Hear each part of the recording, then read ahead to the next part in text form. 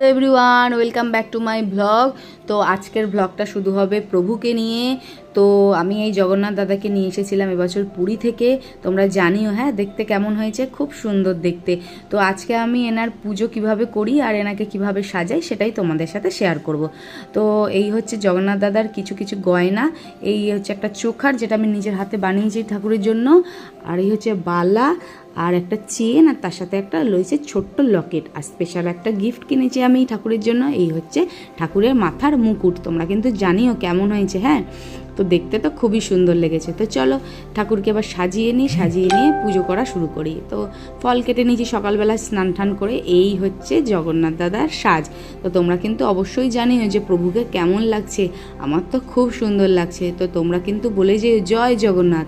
আর জগন্নাথ দাদা তোমরা আশীর্বাদ নিয়ে যেও। আজকের রথের দিনে তোমাদের অনেক অনেক শুভকামনা জানাই, তোমাদের দিন অনেক ভালো কাটুক। তো এবার ঠাকুরের আমি একটুখানি পুজো করে নেব। পুজো করে নিয়ে আমার বাইরেও জগন্নাথ দাদা আছে, সেখানেও আমি জগন্নাথ দাদাকে মালা দিয়ে পুজো করে নেব। তো তোমরা কিন্তু আশীর্বাদ নিয়ে নিও। জয় জগন্নাথ। এই হচ্ছে আমার বাইরের ঘরের জগন্নাথ দাদা, একটু পুরানো। আর এই হচ্ছে আমার শ্রীকৃষ্ণ। তো তোমরা কিন্তু সব ঠাকুরের আশীর্বাদ নিয়ে নিও, এবং আমার সাজানো পুজো করা তোমাদের কেমন লাগলে অবশ্যই জানো। তোমাদের দিন অনেক ভালো কাটুক আর তোমরা আশীর্বাদ নিয়ে নিও। টাটা।